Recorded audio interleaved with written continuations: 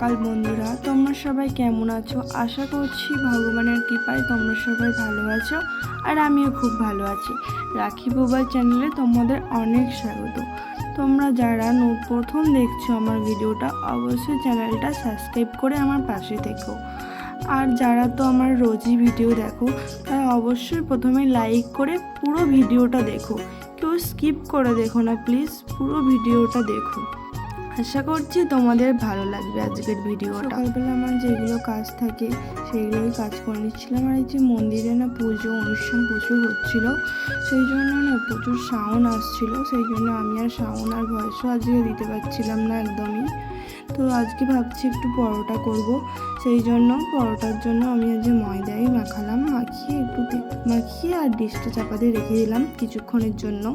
তারপর একটু কিছু বাইরে কাজ ছিল, সেটা সেরে এসে তারপর আবার তো করতেই তো হবে, তো কিছুক্ষণ পর করে নিলাম। আজকে যদিও বা সানডে, আর তোমরা আজকে ভিডিওটা দেখছো সোমবারে, আর আমি বানিয়েছিলাম রবিবারে। তো খাওয়া দাওয়া করে তারপরে রান্না তো করতেই হবে। রান্না বলতে আজকে তো যদিও সানডে, ভাবছিলাম একটু বিরিয়ানি বানাবো। অনেক দিন ধরেই খাওয়া হয় না, যদিও আমরা বাইরে আছি। দেশে থাকলে তো প্রায় খাওয়া হয়, বাইরে বলে এখানে ঠিক পাওয়া যায় না। এখানে তো বেশিরভাগ সব মারোয়ারিরা, আর ওই যে মন্দিরে দেখলে না, ওইগুলোও কিন্তু মারোয়ারিদের মন্দির। ওদের যে কী ঠাকুর সেটাও আমি জানি না, আর এখানে তো বললামই পাওয়া যায় না সেরকম খুব একটা। তো বড়মশাই বাইরে বাজারে গেছে, সেই জন্য আমি একটু কুটাকাটা করে সব জোগাড় করে রাখছিলাম। তারপরে এসেও চলেছে, এসে আবার আমার হেল্প করে দিচ্ছিল অনেক কাজে। মশলাটা মিক্সচারে পিস করে দিল, তারপরে ওদিকে চিকেনটাও ধুয়ে দিচ্ছিল, তো অনেকটাই কাজ করে দিচ্ছিল। আমি ভাবলাম যে তুমি তাহলে, আমি মাংসটা করে দিচ্ছি, তুমি তাহলে বাকিটা কষো, আমি তাহলে উপরের কাজগুলো সেরে আসি। আর আগের দিন রাতে না আমাদের এখানে একটু বৃষ্টি আর একটু ঝড়ও হয়েছিল। বৃষ্টি বলতে সেরকম খুব একটা বৃষ্টি হয়নি, আর ঝড়টা একটু হচ্ছিল, খুব একটা জোরে হাওয়া দিচ্ছিল, সেই জন্য না পুরো ঘরদোর পুরো নোংরা হয়ে গেছিলো। সেই জন্য আজকে আমার কাজটা অনেকটা বেড়ে গেছে, চারিদিকে একটু প্রচুর মুছাড়া লাগাতে হয়েছে। তো ওদিকে বড়বাবুকে বললাম যে তুমি তাহলে মাংসটা কষো, আমি তাহলে পুরো পরিষ্কারটা করে আসি উপর থেকে। তো সেদিকে করছি, আমি ওইদিকে পুরো পরিষ্কার করে ফেললাম, পুরো উপরটা করে ফেলেছি। তো এবার নিচেটাও আমাকে করতেই হবে।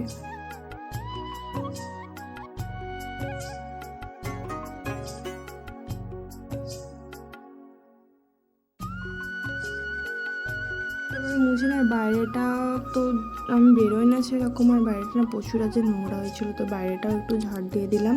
তারপরে ওদিকে এগুলো হয়ে গেছিলো, সেই জন্য ভাবলাম দমে বসিয়ে দিই। তো সবই তোমাদের দাদাভাই আমাকে অনেক হেল্প করেছে, সেই জন্য অনেকটা তাড়াতাড়ি হয়ে গেছিলো, সেই জন্য দমে বসিয়ে দিলাম। আর তোমাদের দাদাভাই এখন দমে বসাতে যাচ্ছে, বসিয়ে দিয়ে আমি বললাম তুমি তাহলে চান করতে চলে যাও, আর আমি তাহলে বাসনগুলো ধুয়ে নিই। তো সেদিকে তোমাদের দাদাভাই স্নান করতে চলে গেছে, আর আমি বাসনগুলো ধুয়ে নিলাম। তো ধুয়ে তারপরে আজকে না একটা দিদি ভাই আমাকে বলেছে, আজকে না কালকের মানে যে ভিডিওটা আমি পোস্ট করেছিলাম সেই ভিডিওটাতে একটা দিদি ভাই আমাকে বলেছে যে তোমার হেয়ারে তুমি কি যত্ন নাও, মানে আমার চুলে আমি কীভাবে যত্ন নিই সেই নিয়ে একটা ভিডিও। তো তোমরাও যদি জানতে চাও আমার মানে হেয়ারে আমি কিভাবে যত্ন নিই, একটা ভিডিও শেয়ার করতে, তাহলে আমি দেব। তোমরা কিন্তু কমেন্টে বলো যদি তোমরা দেখতে চাও বা জানতে চাও। তো আমি চুলে এখন তেলটা লাগিয়ে এবার স্নানটা করে নিই। চলো তারপরে কিছুক্ষণ পর তোমার সাথে আবার দেখা হচ্ছে। আজকে অনেকটাই তাড়াতাড়ি হয়ে গেছিলো সবই।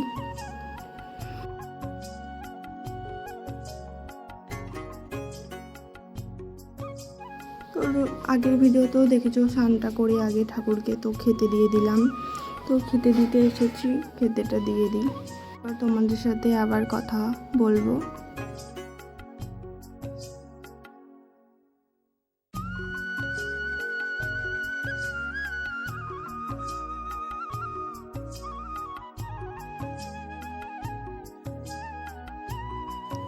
তো তারপরে বন্ধ করে দিয়েছিলাম, তোমাদের দাদাভাই স্যালাডটা কেটেছিল, তারপরে এখন দেখো বেড়ে নিচ্ছি।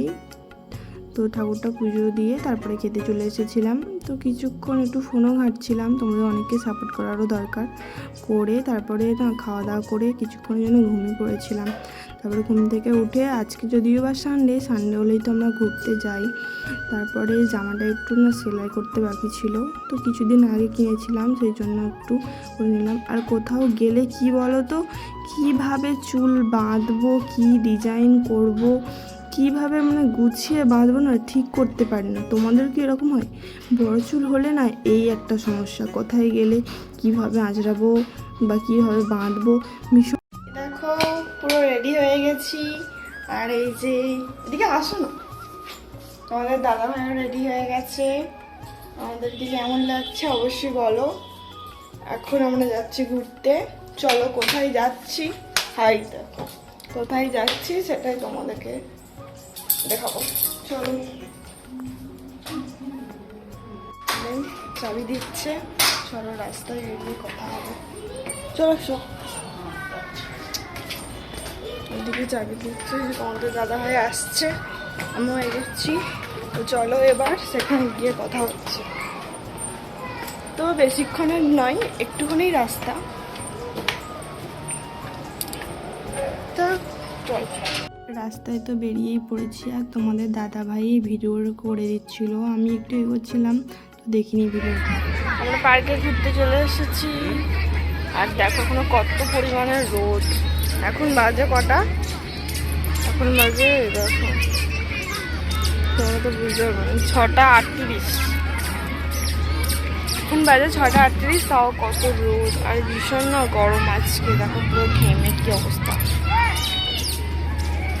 তো এসছি ঘুরতে, একটু ঘুরে নিই, তারপর তোমার সাথে আবার দেখা হচ্ছে, চলো। পার্কটা জানো তো অনেকটাই বড়, তোমাদেরকে না পুরোটা ঘুরে দেখাই।